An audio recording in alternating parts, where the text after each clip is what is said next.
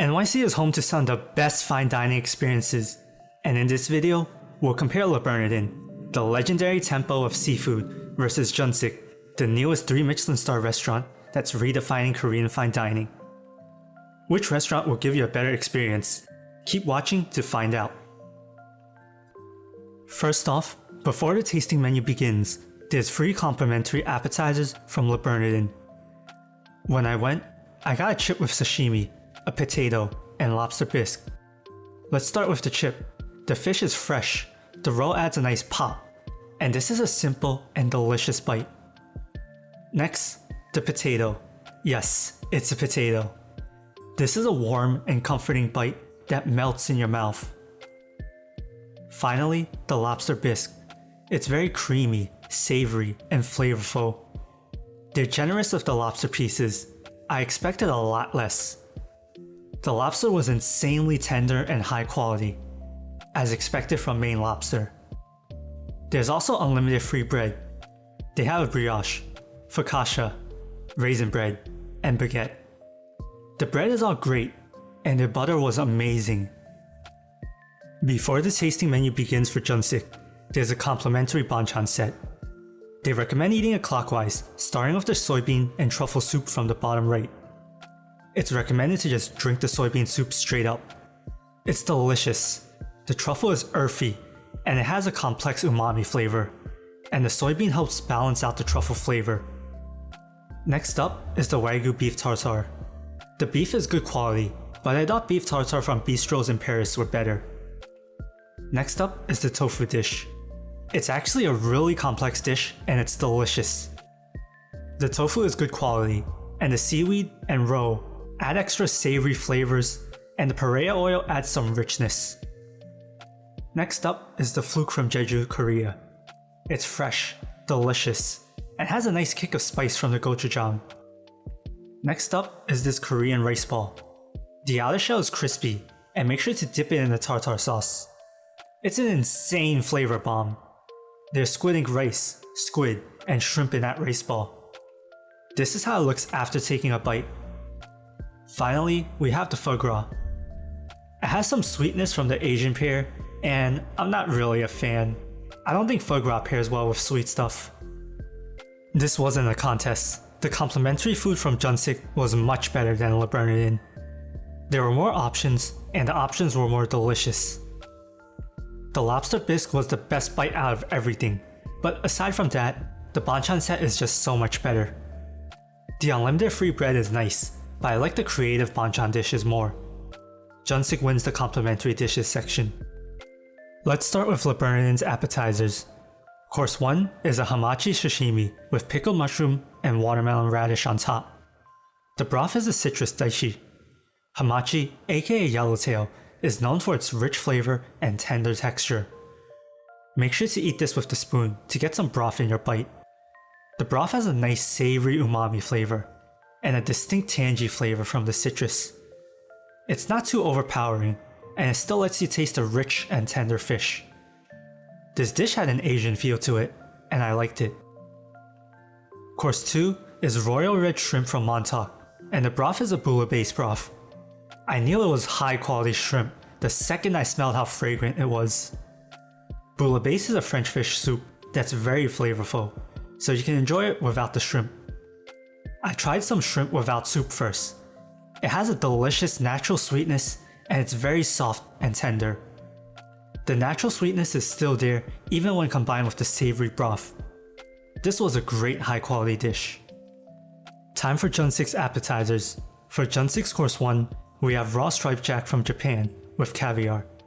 The presentation is amazing, the fish looks fresh, and the sauce looks delicious. This was a delicious bite. The fish is delicate and buttery, which pairs well with the savory pop from the caviar and the tangy sauce. It's the perfect follow-up to the banchan set. Course 2 is Spanish octopus with a gochujang aioli sauce. That's it, it's a very simple dish. This octopus was good quality. It was a bit crispy outside, and the meat is firm, yet tender. As for the sauce, it had the creaminess of aioli sauce, but there's no spice. They must have used a mild gochujang paste. This was a good dish, but it just doesn't have that 3 Michelin star feel to it. Course 3 is scallops from Massachusetts, with squid ink scorched rice underneath, and the sauce is a citrus emulsion. The rice is delicious. It has some crispiness and smokiness from the way it's cooked, and the briny taste of the squid ink is toned down. The scallop is perfectly tender and delicate. It goes down very easily after a few bites. The citrus sauce pairs well with it. It adds the perfect amount of tanginess, and it's not too sour. This is another case where more options gives Jungsik the win. Both first courses featured delicious raw fish, and were about even. The shrimp was the best bite overall, and it's better than the octopus or scallops individually, but when compared against both at once, more courses are better. On to Le Bernardin's mains. Course 3 is baked salmon with royal etc caviar, topped with horseradish emulsion.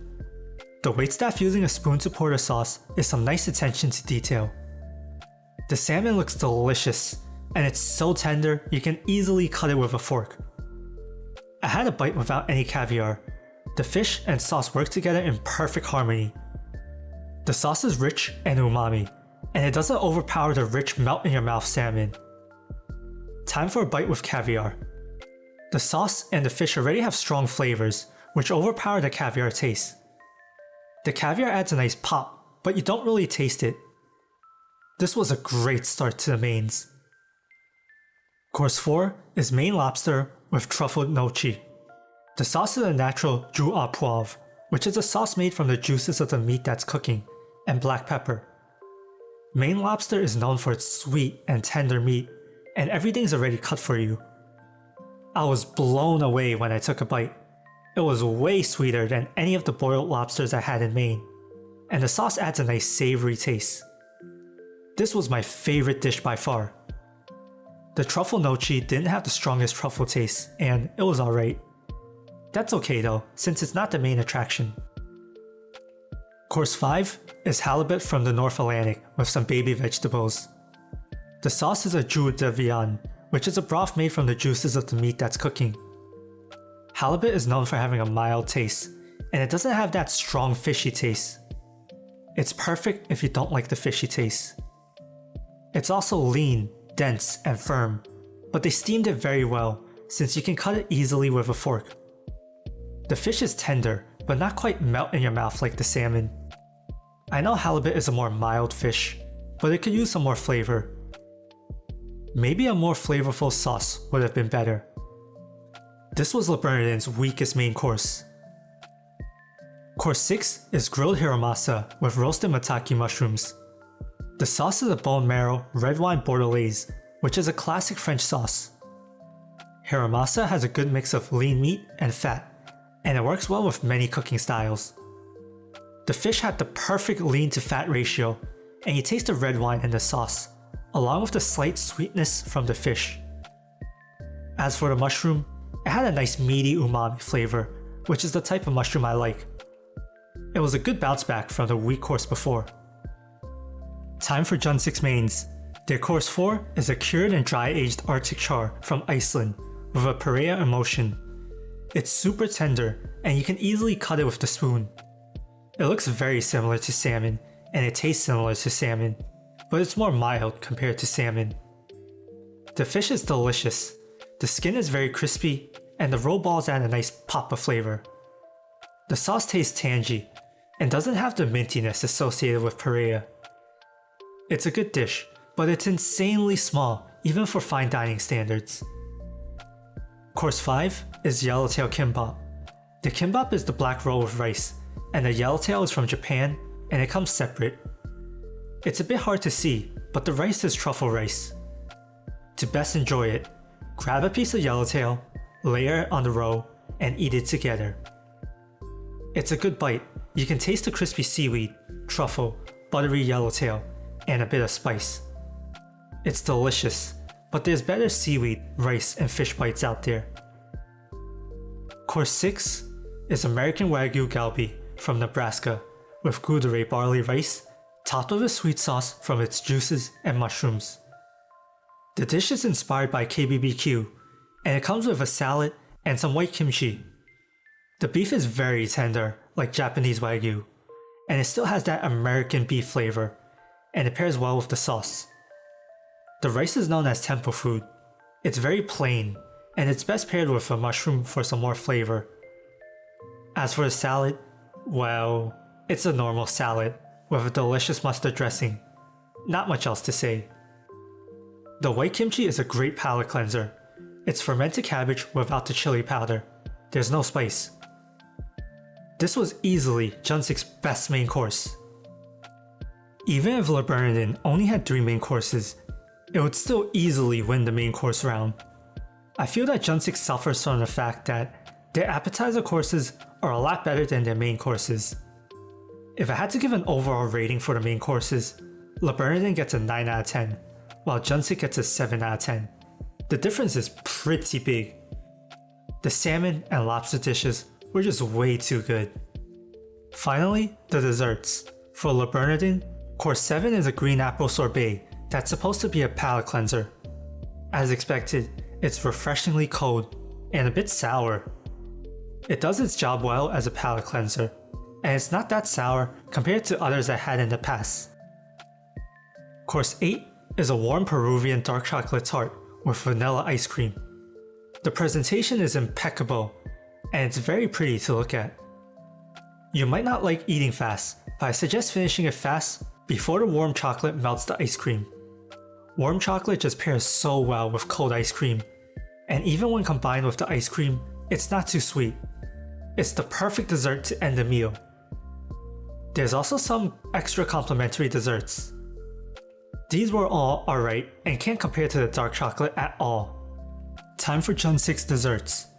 Their course 7 is a strawberry sorbet with shaved ice on top. You gotta dig a bit to see the sorbet. The sorbet is sweet while the shaved ice has some sourness to it.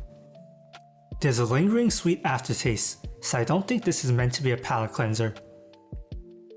Course 8 is Doharubang. This is truly a creative dessert with the wow factor. This dish is inspired by the stone statues of Korea's Jeju Island. The ice cream is a roasted rice ice cream, and it's not too sweet. The stone statue is a black bean mousse, and it has an earthy taste until you get to the core where the sweet hazelnut hits you. There's a generous amount of hazelnut inside. This was a great dish. It had creativity, looks, and taste. Course 9 is a mazel pastry and some other assorted goodies. The pastry is delicious. It has a good mix of sweetness and sourness. There's a generous amount of Korean sour plum cream inside. The other goodies were nothing special. It felt like the 8th course was the real final dessert, and these are just extra complimentary sweets. Bernardin wins the dessert round. The dark chocolate's heart perfectly matches my taste, and it tastes a lot better than the Doharubang. The Doharubang might have been more creative, but taste is more important than artistic value. The sorbets were about even, and the extra goodies were about even, so the dark chocolate tart decided the round. Both places ended up costing the same price. They were both $325 per person before tax and tip. So which one is a better experience? I personally enjoyed the food at Bernardin more. I really love seafood, and it feels like Bernardin has perfected their craft. I know Jungsik's courses also featured a lot of seafood, but their seafood just wasn't as high quality as Bernardin. If you ate a lot of French fine dining before, you might like Jungsik more, since it's going to be a nice change of pace for you to try Korean fine dining. It's also a lot easier to get a reservation at Jungsik for a good time slot compared to Bernardin. Bernardin was a better experience for me, but it might be different for you. Thanks for watching. If you want to watch the difference between 1 Michelin star versus 3 Michelin star Korean food, click on the video shown on the end screen.